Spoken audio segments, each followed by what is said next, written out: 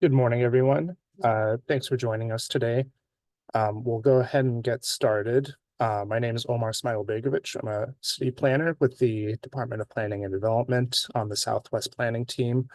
With me on the call, I have Deanna Cavallo from our Historic Preservation team, Mike Nardini with CBRE, as well as Aaron Fogel with our Financial Incentives team. At the end of we'll give a brief presentation, and then at the end, we'll have an opportunity for Q&A about this city-owned land sale. And we'll go ahead and get started.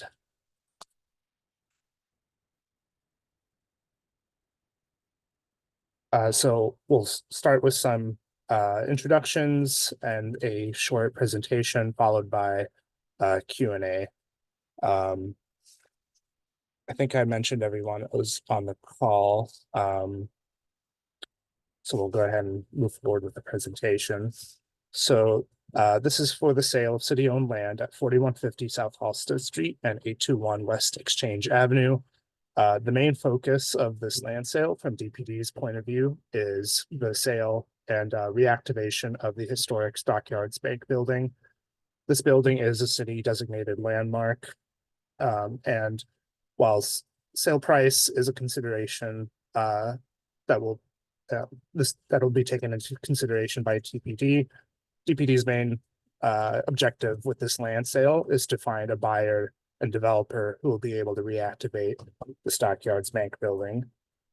We've prepared some extra design guidance material to help explain the importance of this property and show what kind of development that the city is looking for with this land sale. The context, this location is located on the southwest side within the Stockyards industrial corridor on South Halsted Street, about a quarter mile south of Pershing Road. This site is currently zoned M2-3 for light industry.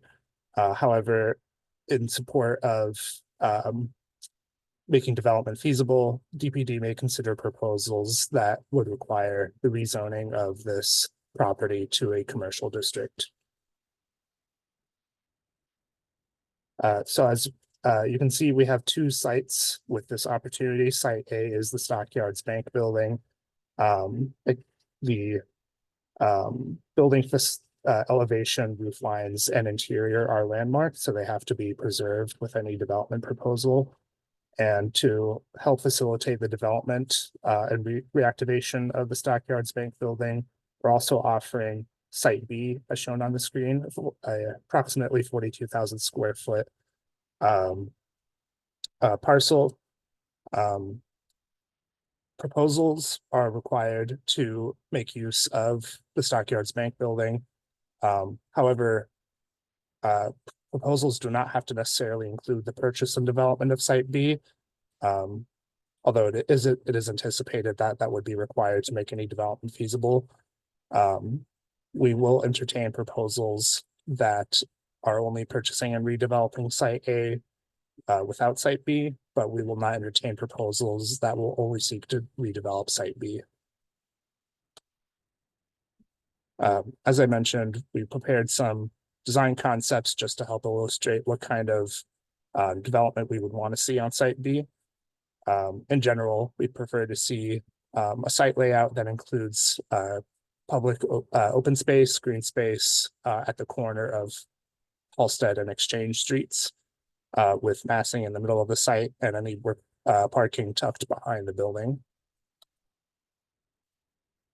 Here are some massing concepts, two concepts that we prepared just to help illustrate what kind of development we're looking for on Site B, include an office building as well as an industrial development. As I mentioned on the last slide, ideally any development would include parking tucked behind the building with open space at the corner, and any building's design should be accessible from the public realm. As I mentioned earlier as well, the bank exterior elevations, roof lines, and the first and second floor of the building are landmarked and need to be preserved. A number of financial incentives are available to help facilitate the reactivation of the landmark building. Neighborhood Opportunity Fund is available for this site. For tax increment financing, so the vacant parcel, Site B, is within the Stockyards Southeast Industrial Quadrant, and we'll be distributing some additional information about that TIF district after the webinar. The Stockyards Bank building is not currently within a TIF district. In addition to those city incentives, county property tax incentives are available, as well as federal new market tax credits and historic tax credits. After the webinar, we'll be distributing a link to where people who are interested can submit their application. Some of the requirements for the application include some information about the development team and the company that's applying, include an organizational chart to help us evaluate the team that will be applying for the project. Please provide a detailed description of previous experience that demonstrates your ability to complete the proposed project. Any previous experience with the active reuse of historically protected buildings will be a big plus to any application. Some basic information about the proposal, such as floor area, parking, the type of tenant that you would be seeking, the type of construction and financing are required. We also need to see conceptual site plans, floor plans, and elevations, as well as a draft budget. The materials we sent out included a due date of January 12th, but due to some delays on getting materials ready, we're extending the due date for proposals to January 31st. Applications will be evaluated based on the professional and technical competence demonstrated in the application. As I mentioned, experience working with historically protected buildings is a big plus. Economic feasibility is an important part of the evaluation as well. Compatibility with DPD design vision, showing that any development will be in line with DPD's vision for the site. And any community benefit that can be demonstrated for the project will be taken into consideration as well. So that concludes the presentation. At this time, we'll take questions. We encourage you to type any questions you have into the chat, or if you'd like to be able to unmute yourself and ask a question, go ahead and raise your hand, and we'll go ahead and unmute people to be able to ask questions. And so just to clarify, if you've got if you want to type your question, you can use the Q&A function through Zoom specifically is how we'll be handling those. Thank you, David.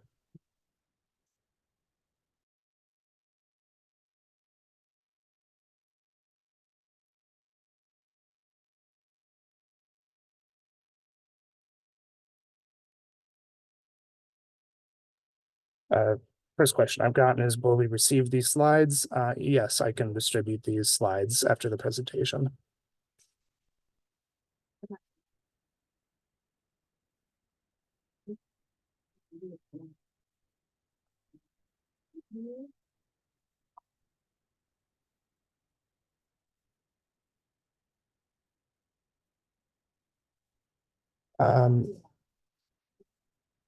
So somebody's asking that I mentioned this is in a TIF district, but don't believe the surrounding Stockyards properties are. I'm not sure of the exact boundaries of the Stockyards Southeast Quadrant, but I know that Site B, 821 West Exchange Avenue, is located within that TIF district. Our office and warehouse, the only uses being considered for Site B. I don't think we will entertain uses beyond just those two. Those are just the two massing concepts that we prepared for this project. We would consider any use that provides a level of development that's appropriate for the context of the site, and that is in line with DPD's design vision. Next question, are you aware of any funding mechanisms for community organizations who want to repurpose this asset into a community center for the community it is located in? That's a really great question. We can work, well, I'd say we have our financial incentives team online. I don't know if you can answer this question right away, but that's something we could look into and follow up on. Aaron or Antoinette, are you able to speak to that? So the question is whether there's incentives for the use of a community center. Yeah, community organizations, yeah, for a community center.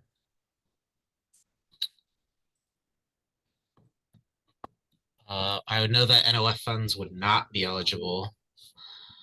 Yeah, there. Yeah, I mean, if you're asking if there are some or either of the incentives could be used for a community center, yes. Okay. But we would, of course, look at the project and assign the appropriate incentive. Okay. We can work to maybe get some more information if something like that is available and follow up. Next question. Is there a focus on housing or commercial with the adaptive reuse parcel A and new construction on parcel B? I think housing is something that has been discussed. I don't think it would necessarily be kind of the top use for this site, given its proximity to an industrial uses, but I also don't think it's entirely out of the question. I think the concepts that we came up with would be more focused towards a commercial or industrial use for this site, both sites A and B. Are you able to speak to the history of the site and whether or not it's currently on the National Register of Historic Places? That's a good question. Deanna, do you know this?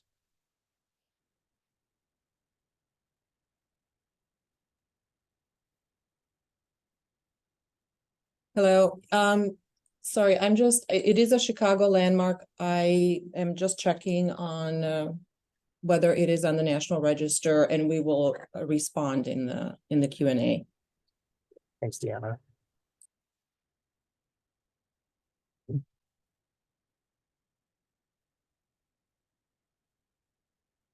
Is any portion of the interior of Site A landmarked?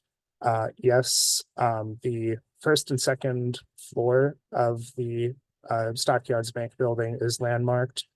Deanna, do you want to either write in the chat or respond with more details on what that means for the interior landmarking? So the interior does include the first and second floor in their entirety, but there is some flexibility built into the landmark designation ordinance that allows changes on a case-by-case basis. For example, by inserting, let's say, office partitions or other types of partitions, with keeping in mind that the main focus should be to retain some volume expression of the larger space and the specific historic features like ceiling beams, the plaster work, or any decorative features, so that they are visible and you can, so there's some transparency expectation within those spaces. But certainly we can evaluate proposals on a case by case to provide some flexibility of being able to partition the interior. Thanks, Deanna. The next question, have there been any environmental tests done on either parcels? I believe we have some old phase 1 environmental site assessments in our records. I'll be distributing the environmental records that we do have, as well as some more information on the landmarking, the landmark designation ordinance, and some information about the historic nature of the site will be distributed.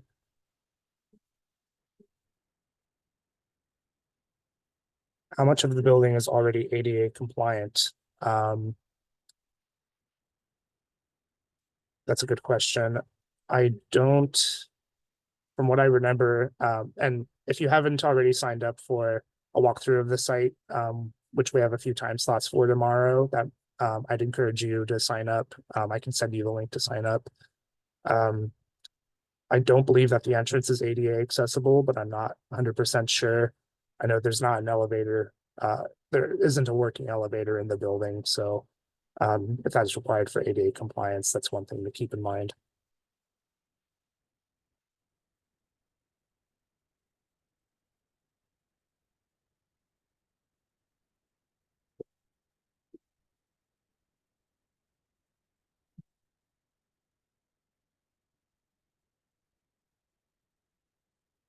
Would the city help with funding for ADA compliance? Aaron or Antoinette, is that something that might be eligible for city assistance?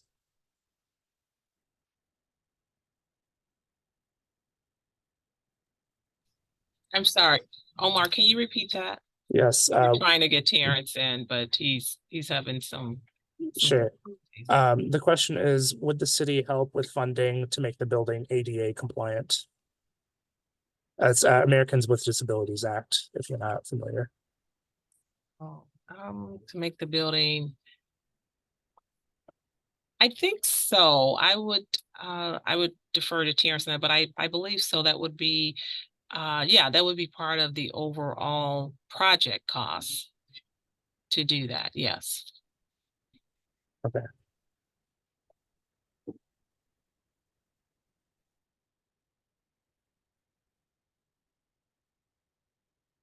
We've got Kevin Waco with a raised hand. If you want to take a Oh, sure. question from him, I will permit him to talk now. Okay. Kevin, if you want to come off mute and yeah, you can ask your question now. Yeah, I am driving, so I apologize for not typing. And I missed this. Can you buy one parcel, or is it you can just buy one of the parcels, or do you have to buy them all? So In the proposal? we will accept applications to only purchase the Stockyards bank building, the landmarked building, without Okay. the other parcel, but we won't accept applications for just the vacant parcel. Gotcha. Thank you. You're welcome.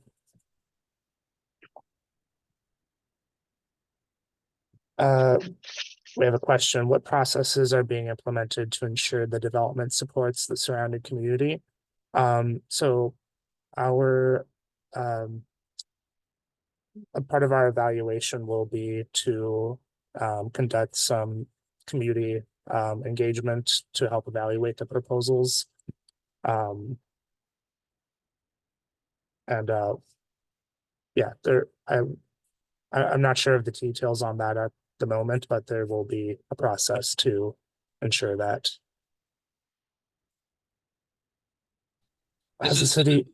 Sorry to interrupt. This is Nolan Zaroff from DPD as well. I would also just mention that the guidance that was published, including sort of the vision, the site planning, all of that was also informed by past plans and efforts, conversations with the 11th Ward offices, and so the initial guidance that we've published is informed by some community process, and then, as Omar mentioned, once we have proposals to evaluate, we'll have a community engagement component around that evaluation process as well.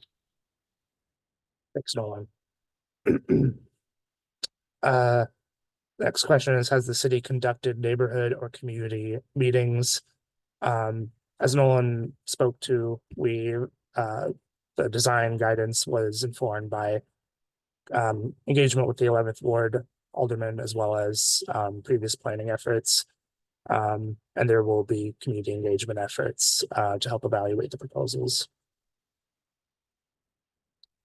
How much of a say does the community have in the final project, buyer versus the city?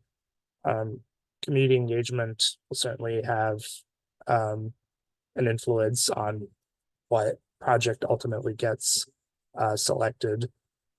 Nolan, do you want to speak more to that? Yeah, I would just say, I think in some ways we're still determining what that process will look like. In the past, when we've had more involved RFP processes, we of course have really deep community engagement, both at the front end and at the back end, even going so far as to sometimes have community members involved in the evaluation committee.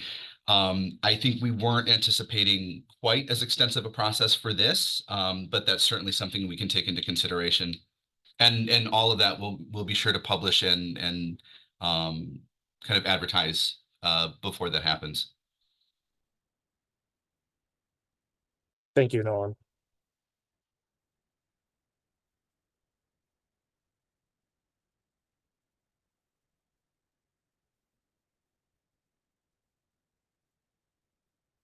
I don't have any other open questions right now. You can give it a couple of minutes to see if there are any other questions. Has there been a structural assessment of the building? I believe there was some kind of assessment done a few years ago. I will look into whether or not that's something that we can share with the public.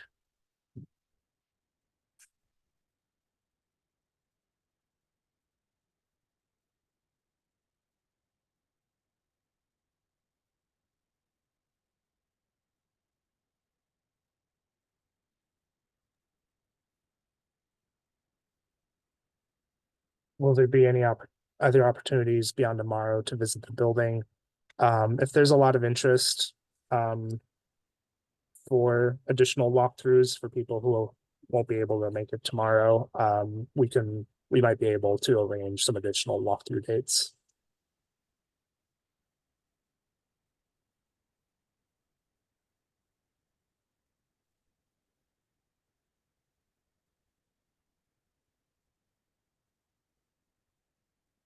And Omar, I don't know if you're able to share your screen, or I can. I think it would be helpful to show folks where they can get more information.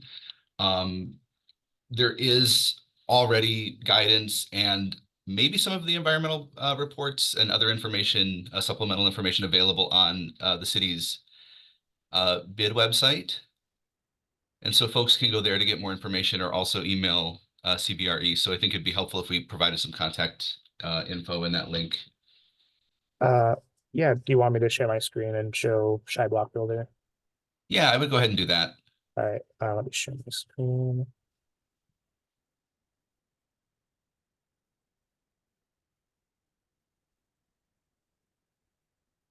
So if you're not familiar, this is the city website, chiblockbuilder.com. If you need some additional information on this site, you can just type in 4150 South Halsted Street and do a search. It'll pop up on this map. Click here.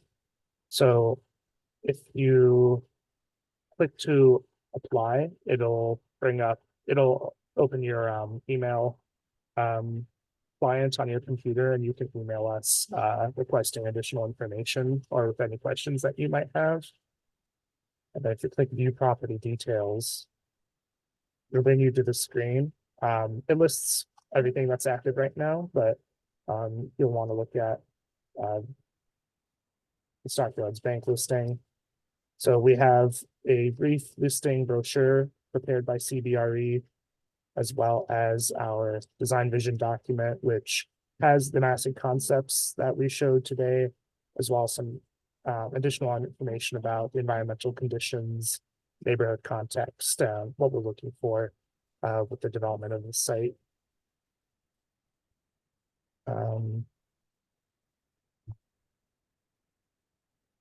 And then we do have, our phase 1 environmental site assessment, which you can download, as well as the hazardous materials building survey. Some additional materials, such as historical images, floor plans, and elevations are available. I'll take a note of everybody who asked for that, and then I'll email those to you. I see we have some additional questions coming in. Is the open space at the outside corner of site be a requirement? Can it be moved more west? Yeah, I would say what we've shown is conceptual, and this is not a 100% prescriptive site design. I think any site design that both facilitates development as well as kind of respects the public realm and provides some sort of elevated design will be considered. where do we sign up for a walkthrough? So there's a link to Eventbrite. I'll follow up after the webinar with the links to sign up for a walkthrough. And next question, has a traffic study on Halsted Street been conducted? Not to my knowledge, at least not by the city.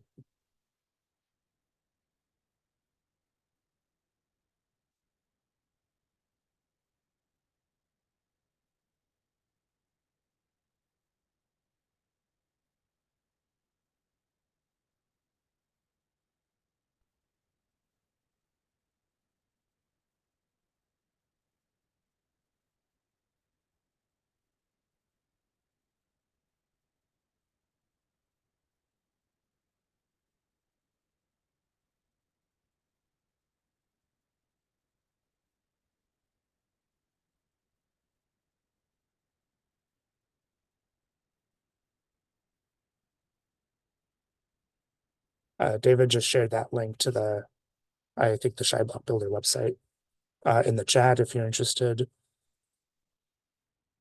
I don't have any other open questions right now. We'll give it a few more minutes for people to submit questions.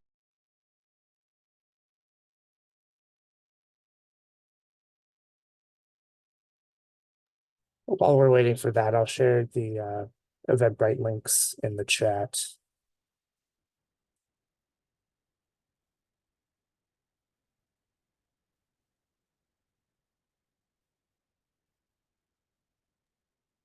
And Omar, the tours are tomorrow, is that correct? That's correct. We have, oh, that's not good. We have 3 different time slots tomorrow at 9 a.m., 11 a.m., and 1 p.m. So those will be in the link or in the chat. And so if you're interested in touring the property, viewing the property, we would encourage you to sign up for one of those time slots. Please limit how many people sign up. It's a small space, and you know we would like to not be rolling through with 100 people. So if you have a development team, I would say limit it to 2 to 3 people max from your team. If none of the dates and times tomorrow, or sorry, if none of the times tomorrow work for you, certainly let us know, and we can look to schedule an additional tour date.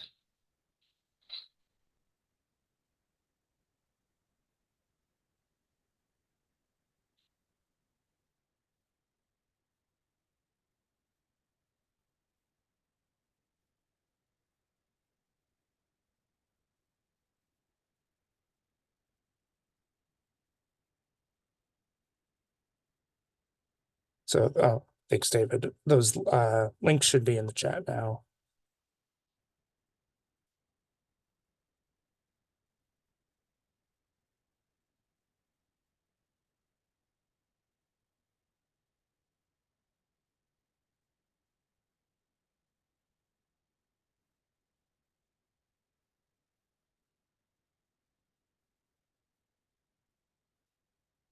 And I will be there tomorrow for the walkthroughs. So if you're able to attend and have any more questions that come up as you're walking through, I'll be there to answer those.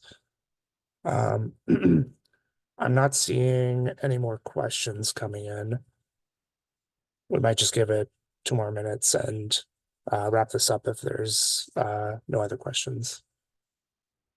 If folks do have additional questions after this webinar, and I'm looking at Omar and Mike, should they email you, Mike, directly? Yes, yeah, anytime. info@shyblockbuilder.com. We all see it. We will respond. Perfect. Thank you, Mike. And again, as Omar showed everyone on the BlockBuilder website, when you go to the Stockyards bank listing, if you click on that more information button, that will also open up an email window for you to email CBRE directly.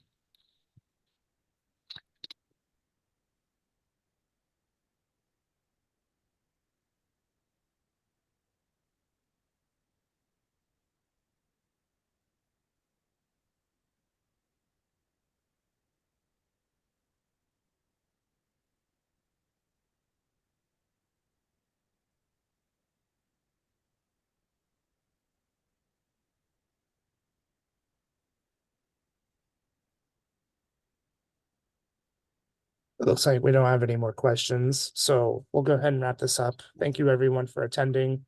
Again, you can email that info@blockbuilder.com email if you have any questions. And we'll be in touch with some additional information about the site. Thanks, everyone. Oh, If go I ahead, can, Nolan. sorry, if I can jump in on one thing. So we'll make sure that the webinar was recorded. So we'll post the webinar, a recording of the webinar up on the website. So if you need to go back and reference anything, you'll be able to do so. We'll also compile all the questions that were received during the webinar, and any additional ones that come in. We'll compile those and publish them as well. So all this information will get out to you guys. Sorry to preempt your your closing there, Omar, but Yeah, no problem. No, yeah. Thank you for sharing. All right. Thanks, all right, thanks everyone. everyone. Thank you for your interest. All right. Bye.